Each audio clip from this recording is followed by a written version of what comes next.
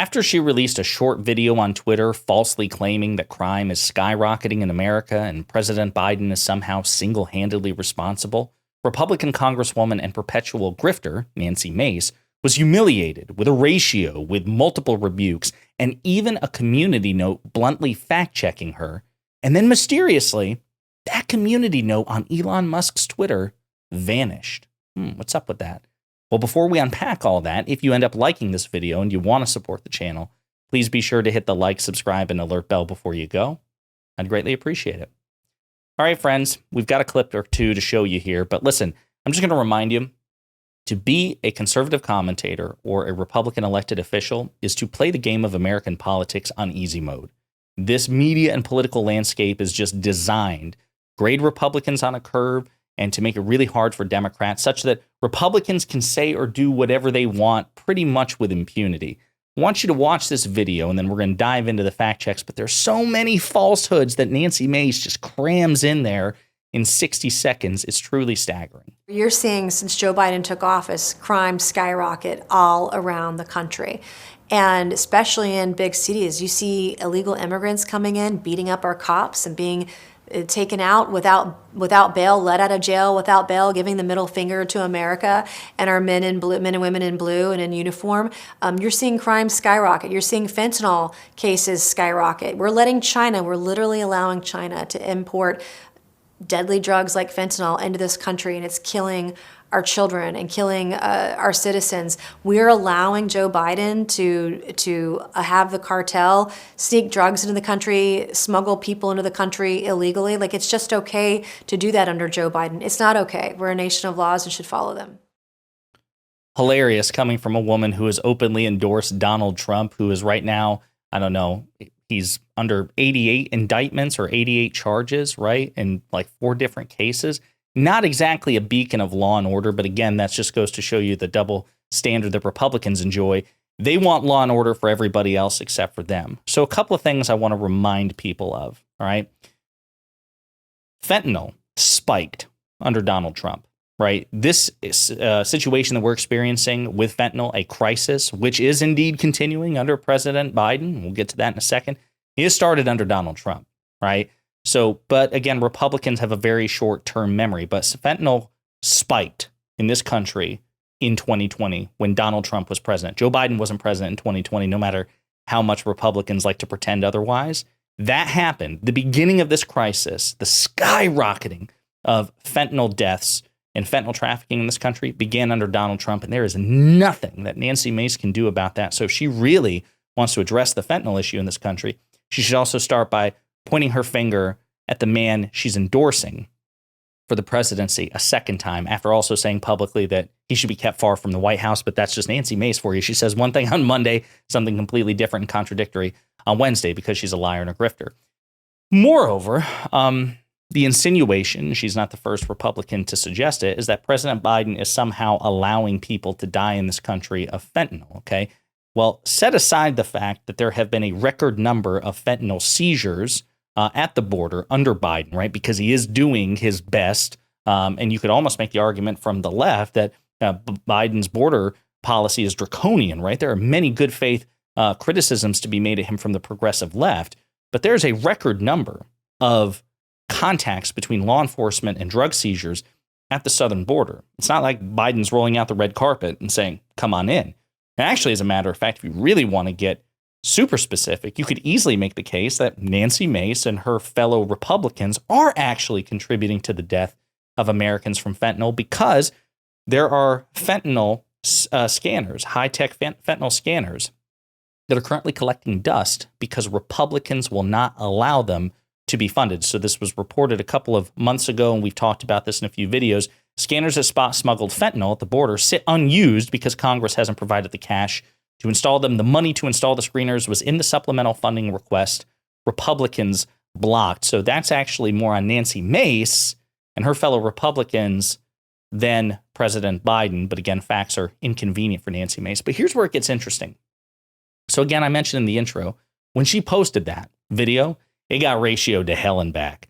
Like the number of likes was a fraction of the number of quote tweets and and response as well. I mean, people savaged her from all over the political spectrum because what she said was a demonstrable lie, because crime actually hasn't skyrocketed. It's plummeted under President Biden. So Rolling Stone has a good article about it under fake news.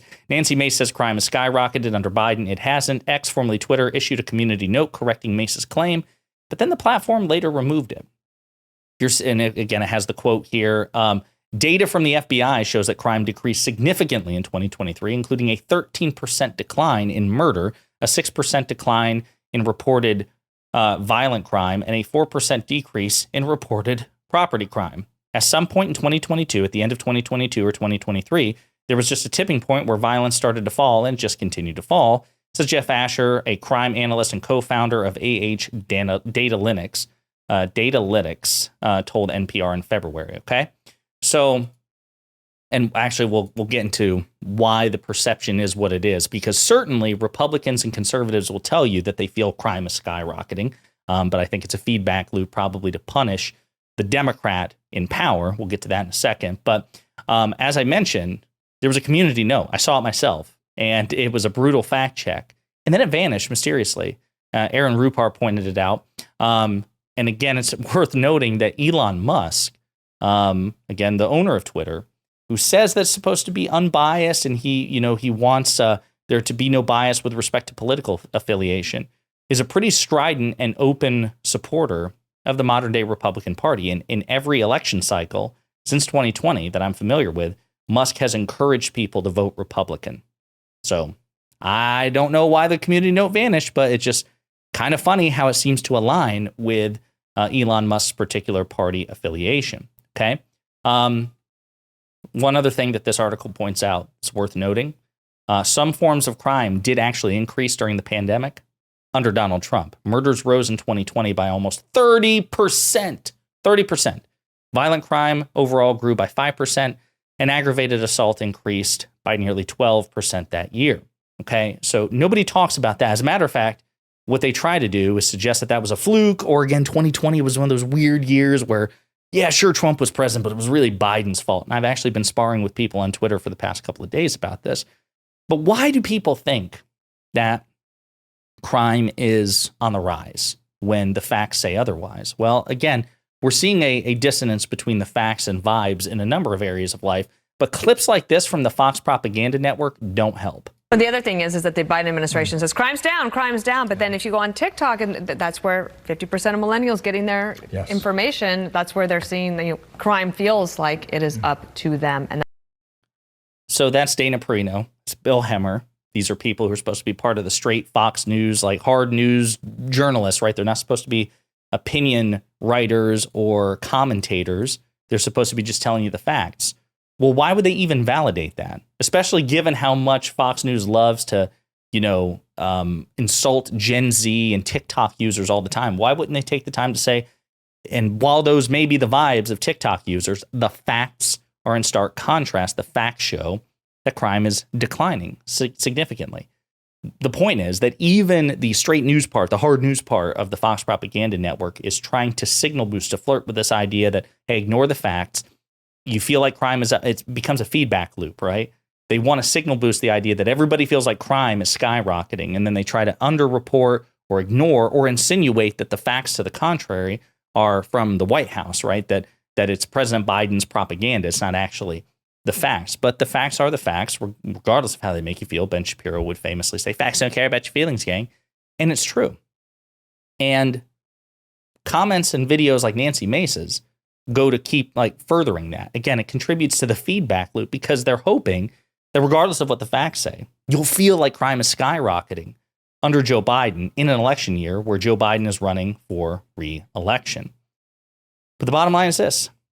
Crime spiked under Donald Trump. And if we're just going to blame things on whoever happens to be president at the time without actually pointing to anything that they did to meaningfully contribute or didn't do to meaningfully contribute to that situation, either with their action or inaction, then again, as the Rolling Stone article points out, crime skyrocketed under Donald Trump and it's declining under Biden, which means by that very logic, Biden is better on crime than Trump.